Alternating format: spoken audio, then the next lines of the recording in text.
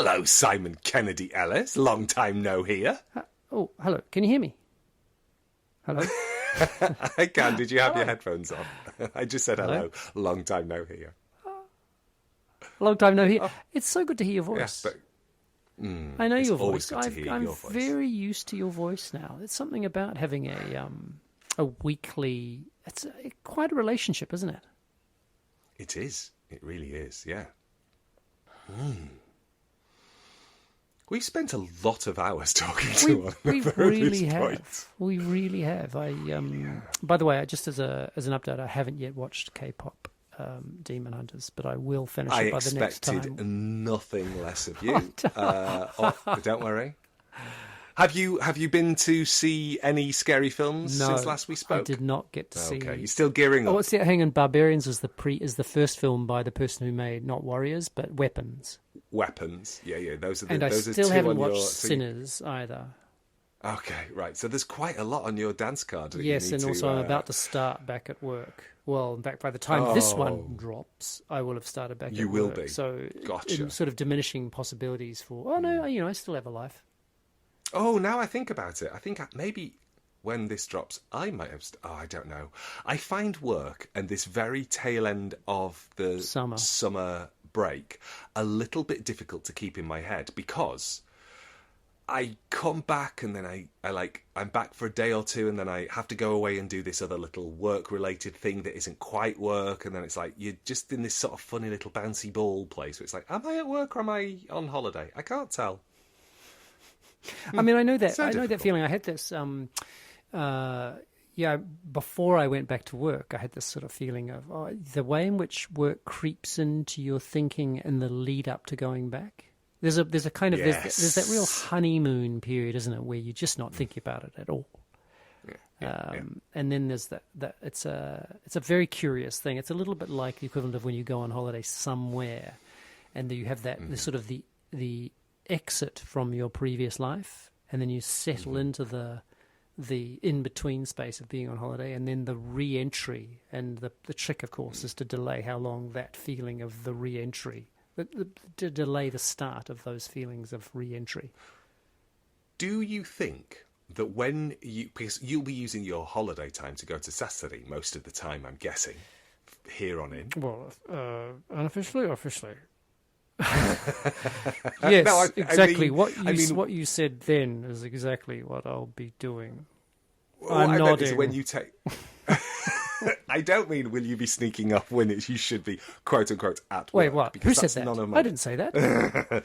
No, what I mean is when you are formally on leave, the chances are you will be doing that from Sassari, won't you? Sassari, exactly. I think that's a fair, nice. It's a fair assumption. Nice save. Yes, it's a fair assumption. Yeah.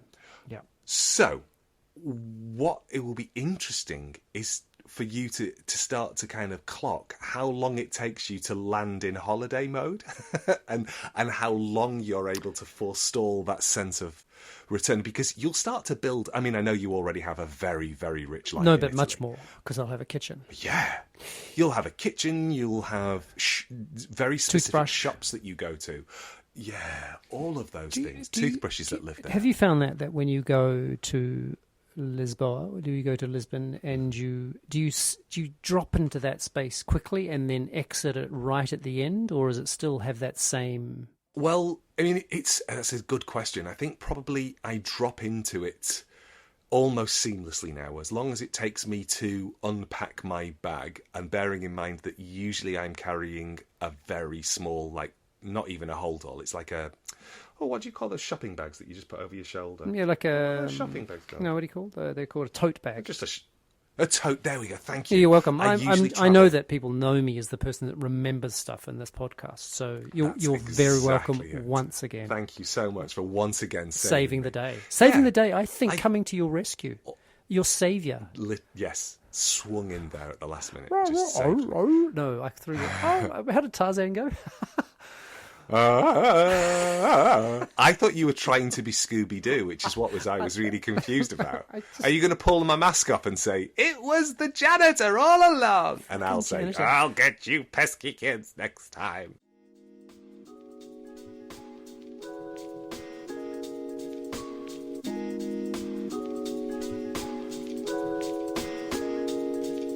This is a podcast in which two friends talk about the pleasures, absurdities, and imperfections of being human.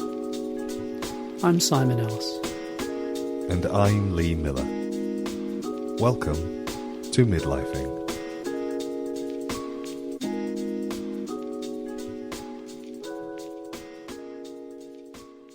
It was always the janitor. Always the janitor. Always. Yeah. Which tells us something, or the farmer. Old about... man Joe, old man McDonald. Exactly.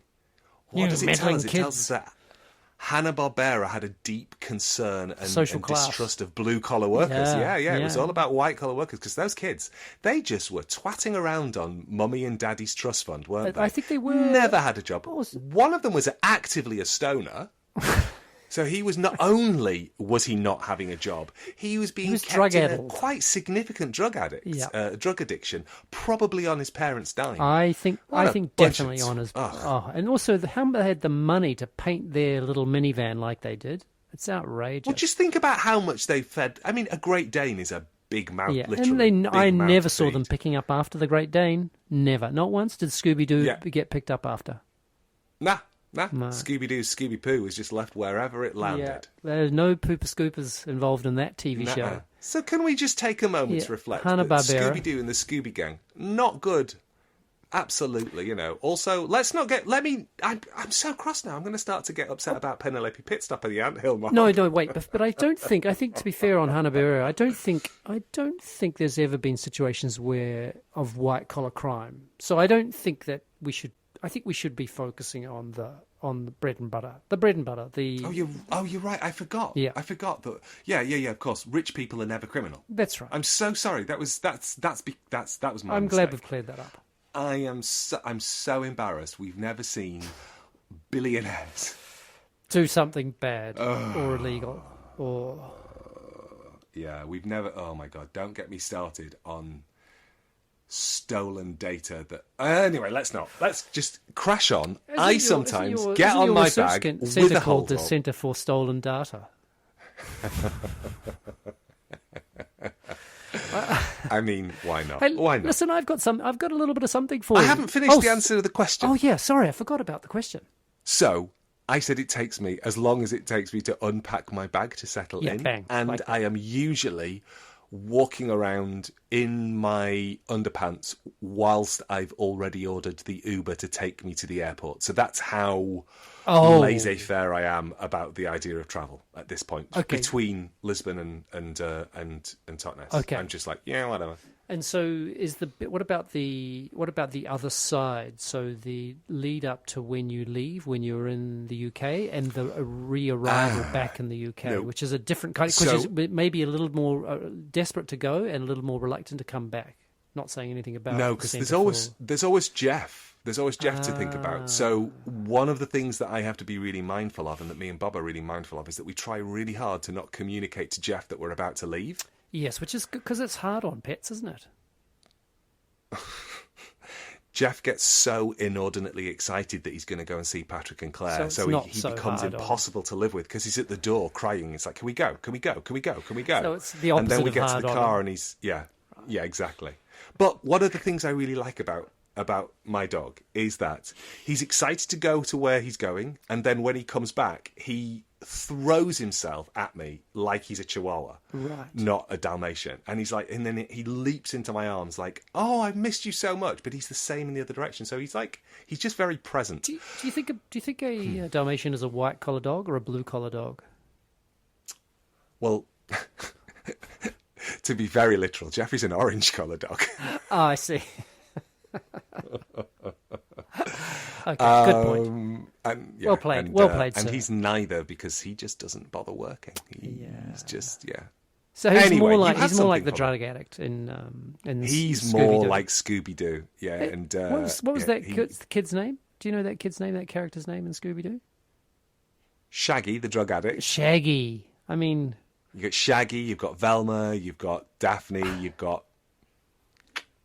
the other one, the soft boy with the wafty hair. Oh yes, he's definitely dropped out, a dropout, university dropout kind of, or just in between breaks, or probably having sex with one of his lecturers. I was going to say what happened was Mummy and Daddy paid for him to go to Yale, and he was a legacy student, so that's how he got in there, and he's now on his gap year, or whatever they call it in the States, and he will almost certainly have a job guaranteed at Daddy's company. I swear that character... And he'll probably go in as the vice president of International Pillowcases or something. The vice... Yes, what was he called? I actually think that... Fred! His name was Fred. Yeah, I think Fred that actor... and Daphne I don't think that Velma actor had a role in Sharon. Breaking Away, didn't he?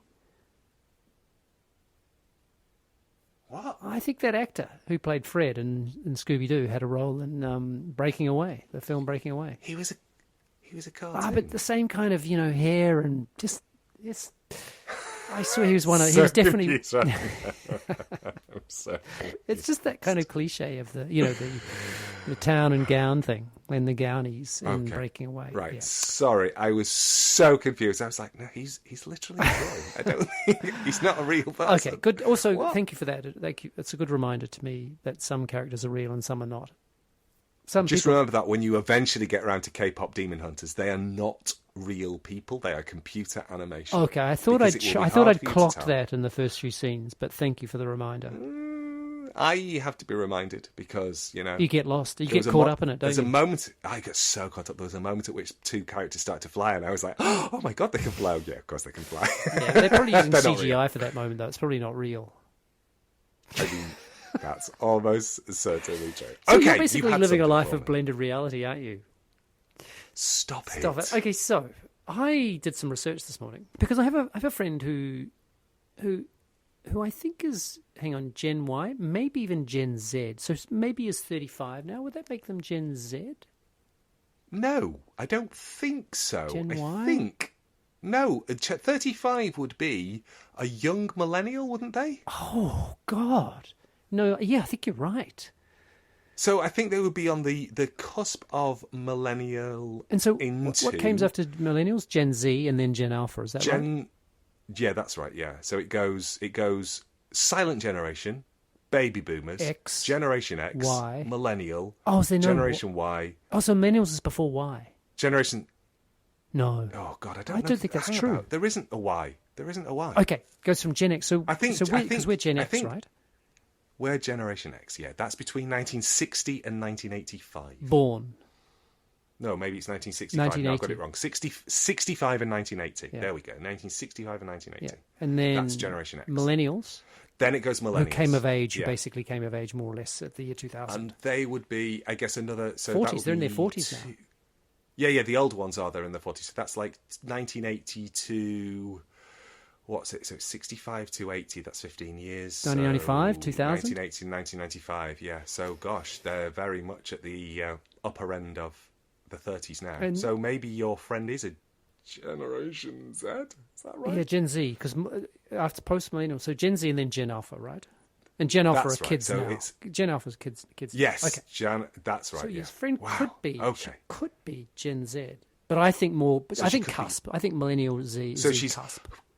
Okay, so cuspal Zillennial millennial. There you go. Thank you very much. Let's just go with Zillennial. I think put the two together. Nice. Love that for us. Millennials.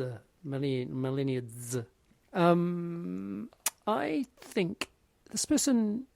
It's the first time I recognise someone who had seemed to be preoccupied with smartness, the idea of people being smart. Mm-hmm. And I did a little bit of research this morning. And by research, I mean I did two things. I asked ChatGPT something, and because isn't that what it is now? And I also looked at a Google Ngram. Before you go any further, I just want to say, people who are using any AI client to do their research, please learn from the number of people who've turned up at airports only to find out that their plane isn't going people use large language models. Yeah, to say, is my flight on time? And people go, yeah, it's on time. And because they are designed to tell you what you want to hear. And they rock up at the airport and it's been cancelled or it's delayed or it's gone early or whatever. And there's the number of people, there's like, I've seen about 4 or 5 different videos of people sobbing at airports going, ChatGPT, let me down. It's like, no, ChatGPT didn't do anything of the sort. You're supposed to do your due diligence. How have you not got an app that tells you what your flight is doing from the aeroplane that you are going to be on? How is this not possible? Anyway. Okay, so circling back to my research that I did. Yes, you did some research, 2 bits of research. So that's the weird thing about large language models, isn't it? I find it, I've tried to get mine to be a little less obsequious, a little less, it's very hard to get them to say no.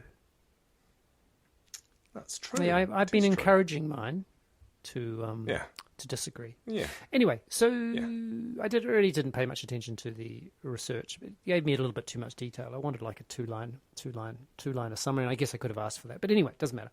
But I did look TLDR. Exactly. I did looked at Google Ngrams, which for those of you who don't know what they are, they basically just are given all the entire corpus of humankind that it's been swallowed by Google. It gives you a sense of how commonly words are used. So basically the presence of words in its corpus of data, which is limitless. And interestingly, for this conversation, as deep research, from about the time 2008, the spike in the use of the word, it starts rising, literally, as they say, exponentially. It's just whoosh. It's whooshing up. So smartness, of course, you'd say that probably links to also the idea of smartphones. Maybe that's in smart, etc. But the smart home, smart tech, smart fabrics. Yeah, the word smart gets used everywhere, doesn't it? Yeah, but it's more the preoccupation, because I don't think as a kid, even as a teenager, certainly not at university, that I don't think the people I was hanging out with, talked about smartness at all, whether someone was smart or not. There was no cachet. It didn't seem to be, in my circle of friends at least, any kind of cachet or currency with the idea of being smart.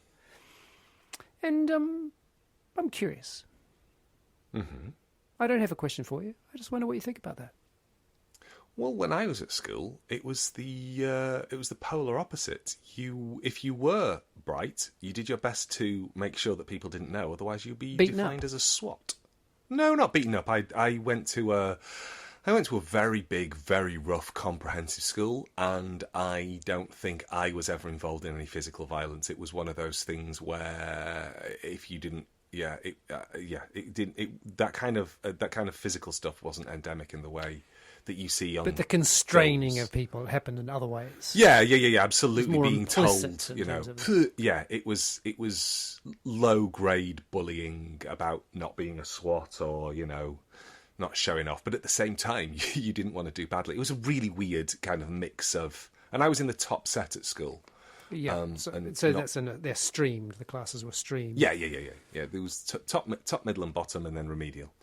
It was a very, very big school. But I think there was even in the top set, there were 3 classes in each grouping. So there was 3 top set, 3. Yeah, I think we had 4 at our school, 4 in the sort of A stream, and then I think 4 in the B stream, whatever it was. I think it's my vague memory of it. And how many people did you have per class? We had, I think it varied, but I reckon we had probably about 30. Yeah. Maybe 25, but 30, that would be my guess. Yeah, we had between 30 and 35 in each class, and there were 3 classes a year. Yeah, I think 3 classes a stream. Yeah, I think that's right, because by the time we got out of the streaming, which was the sort of last 2 years when there were a lot of people had gone, and so the classes got, the size of the entire group got smaller, of course. I think by the time we were in the final year, maybe there were just over 100 of us, as opposed to effectively 200 when we started. That would have, I'm guesstimating, more a guess than an estimate, really. Yeah. Anyway, sorry. There was the conversation. No, it's fine. Anyway, go on. No, I was just thinking that, like, even in those kind of the top streams, the conversation was around "don't be a swat," Yeah. Don't be too clever. Don't be, it wasn't something that you wanted to communicate. You didn't want to communicate to your peers that you were clever. And I say you. I'm not saying I'm not including myself in this. I was not a good student. I was not the brightest in the room by any stretch of the imagination. And do you think of yourself as smart now? Is that a word you would use to describe yourself? No. I'm hardworking. I'm not clever. I've never considered myself to be particularly clever. Is there a difference between clever and smart? Smart is just not a word I would use. It's just such an odd word for me. Yeah. I would say clever. But would you call other people smart? No, it's just not, it's a word that I don't reach for. It's not even in your vocabulary, basically. No. If I say the word smart, I'm talking about, one your thing. Phone. I'll be talking about, there's always a word after it. It's smartphone, it's smart fabric, or it's smart arse. Smart arse. Smart arse. Yeah. So I guess I would equate, and I would equate it to a sort of smugness. Don't be smart. So that's how you've learned. But this is definitely not my Zillennial friend. Definitely is not. There's definitely in her mind cachet in the concept of smartness, and I think I hear it as well in other amongst other people. I think maybe in the university it's pretty. Go on. Well, that's it. You see, this is an interesting. How's it being recognised? How's it be? Yeah, because if we are working in a university context, we're talking to other academics. For me, it's like, surely there's just some kind of baseline, an expectation. Exactly. It's like, you're all here, you're all doing something. Presumably, you're well enough trained. What's the? But it wasn't long after I met you where I first heard the idea of a good PhD. There are PhDs and then there are good PhDs. I don't mean the students, I mean the document itself. Yeah. Which did make me go, oh, really? So the good PhD as in from a good university, or? No, I mean the quality of the PhD itself. There are some PhDs that just get by, and then there are others that are quite something. Oh, that's interesting. At least that's how I understood it. Now you've cast a bit of doubt into my mind there. No, I'm curious because I think there probably are those gradations, because I talk to my PhD students regularly about the idea of threshold, that what you are aiming for is level 8 threshold. You are not aiming for perfection, and that's mostly because I have a lot of part-time self-funding students. Yeah, you just got to get them through. You just got to meet the threshold. Yeah, exactly. If they are trying to go for perfection, they will never ever complete. Oh, it's not good enough. It's not good enough. It's not good enough. It's like, well, it's never going to be good enough for what? Yeah. What's your standard? If your standard is perfection, then you're never going to meet it. They need to ship it. Yeah. What you need to be aiming for is, does this meet the criteria that tells you what a PhD is? Yes or no? And so in that respect, every PhD should be good enough because it's met the criteria. And then there are some. Just recently, I had a PhD student who sailed through without corrections, and everybody in the room. In fact, one of the examiners was from the States, and she said, "Are all of your PhD students like this?" Yes. And I did have to laugh and go, "Yes, this is one of the weaker ones. This is one of the less smart ones." All of them have things to absolutely value and credit. Because we definitely would have used intelligent as kids, and I think that's because we would have all had IQ tests for sure when we were very young. Oh, yeah, I think that was a thing in New Zealand. I'm pretty sure. Oh, that's fascinating. Yeah. That is I was never aware of it. I was never aware of the result I got or anything like that. My parents would have known, of course, but I didn't.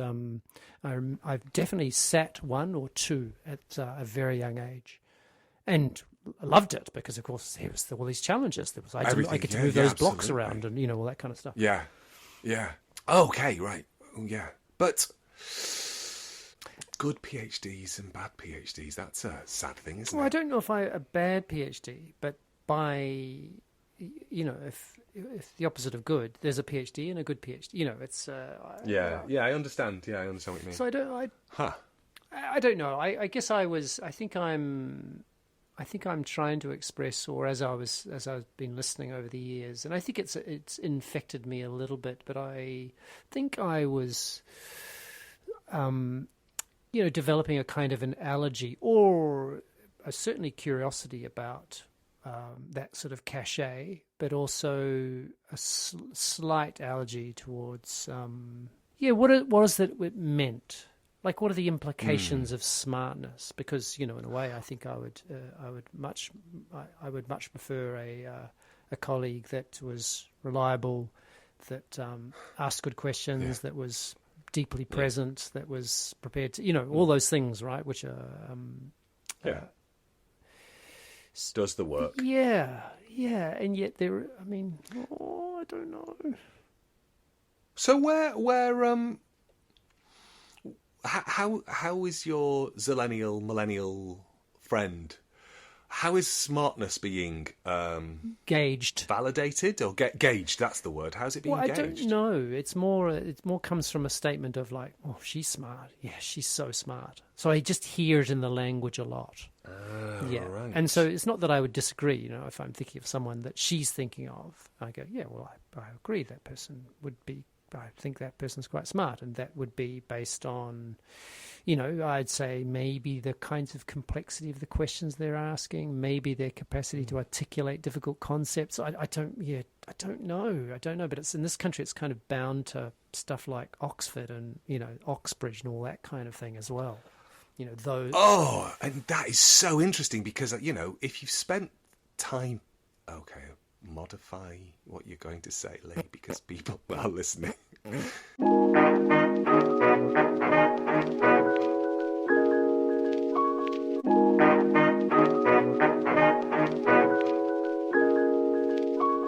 Well, I feel like we just opened a can of worms, but just left them all wriggling. Yeah, I think I think that's pretty much our style, really, isn't it? Just to open a can of, let's just leave of whiskey them sour. Yeah, should we just walk away? Well, I think we should totally walk away. Do you think that's? I think I'm going to think more about the smartness thing because I worry that it, like I say, that I've been infected by that kind of thinking, and I'm not sure it's that useful.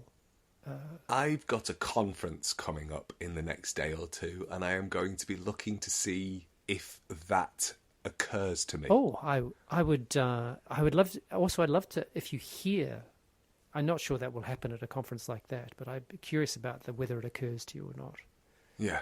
What is it that you're seeing in people? Curious. What is it that you're seeing in other people that what is making me think? Oh, alerts you, or exactly, or that interests you? Or... but I will pay attention and see. You've got an assignment. I've got to watch some horror films, and you've got to do that. Pay attention to Clever. All right, lovely. Bye. Bye.